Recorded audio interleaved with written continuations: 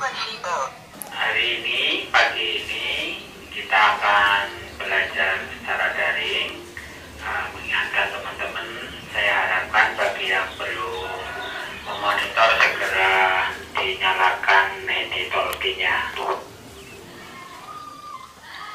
Kelompoknya Fatul, Ratna, dan Vira apakah sudah memonitor? Ganti. Tes handy-talkie-nya Fatul, coba ganti. Di sini Fatul Kang, ganti. Lalu pertanyaannya kemudian, sosial media. Dunia pendidikan kita memang cukup tergopoh-gopoh dengan adanya pandemi. Karena banyak di luaran sana bahwa pendidikan itu harus berseragam, harus di kelas, harus di sekolah, dan harus sesuai jam sekian, selesai jam sekian. Alhamdulillah di Pakis ini memang dari awal kita memberikan layanan pendidikan, kita memang menghadirkan sebuah konsep belajar yang memerdekakan anak-anak. Jadi belajar itu tidak pernah dibatasi ruang dan waktu.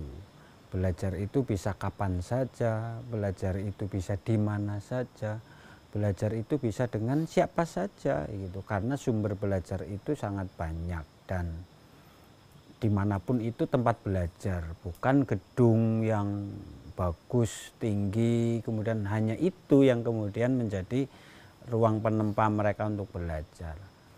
Pemerintah dalam hal ini kemudian Kementerian Pendidikan memberlakukan tidak boleh diadakannya proses belajar mengajar tatap muka, harus dengan layanan online dalam jaringan. Jadi memang ini cukup dilematis bagi anak-anak pinggiran, khususnya di MTS Pakis. Proses pembelajaran daring online, jujur saja di MTS Pakis saat awal-awal tidak bisa dilaksanakan. Dan kita mencoba menghormati apa yang menjadi aturan pemerintah. Kita pun tidak kemudian bertatap muka setiap hari, tapi yang kemudian kita selenggarakan anak-anak tetap belajar dari rumah ke rumah, dan saya lebih banyak yang mendatangi rumah-rumah peserta didik atau siswa. Jadi anak-anak kita bagi kelompok, kita belajar kelompok, jadi mereka tidak hadir secara keseluruhan di sekolah, tapi mereka belajar di rumah. Dan ini sebenarnya sudah biasa kita berlakukan dari dulu. Jadi tidak begitu kaget. Kagetnya kemudian adalah kalau harus online gitu. Sedangkan di hadapan pandemi tidak boleh tatap muka. Kemudian kurang lebih hampir setengah tahun perjalanan masih dihadapkan pada pandemi. Karena tidak bisa menggunakan alat komunikasi berupa HP, di lain sisi peserta didik juga belum memiliki alat komunikasi secara menyeluruh, ya kita terpaksa HP satu kadang bisa digunakan untuk berempat online di saat ujian online gitu.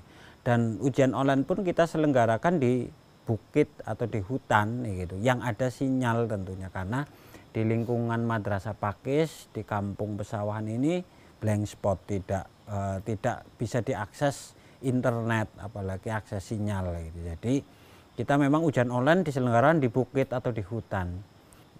Setengah tahun perjalanan lebih itu kemudian teman-teman pegiat, teman-teman media dan lain sebagainya kemudian mencoba menghadirkan solusi.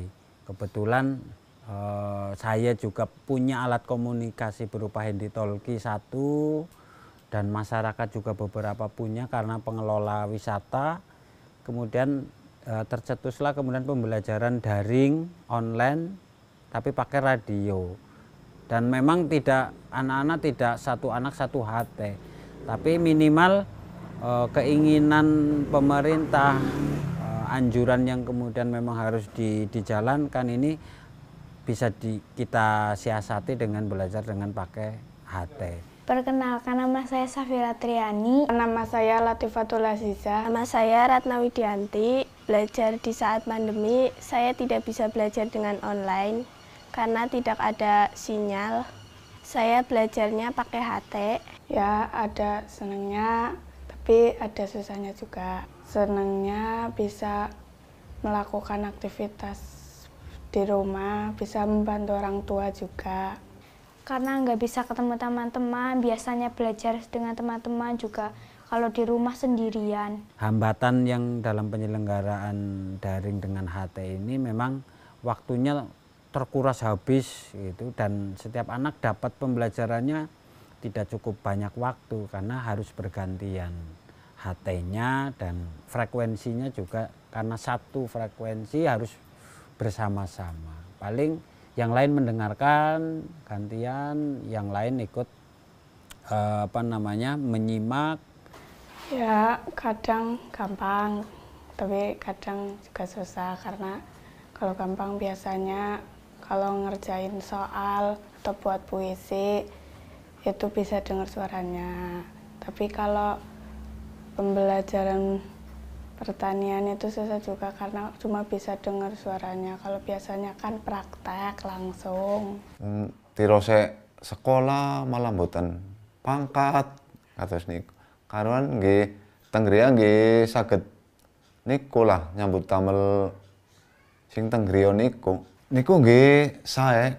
Niku sae. Soale wong niki se-Covid nggih. Nek Kang Is gadah pendapat kados niku nggih langkung sae niku. Niku lah nggih alhamdulillah. Lare belajar teng griya Kang Is maringi pelajaran saking mereka nggih alhamdulillah atas niku.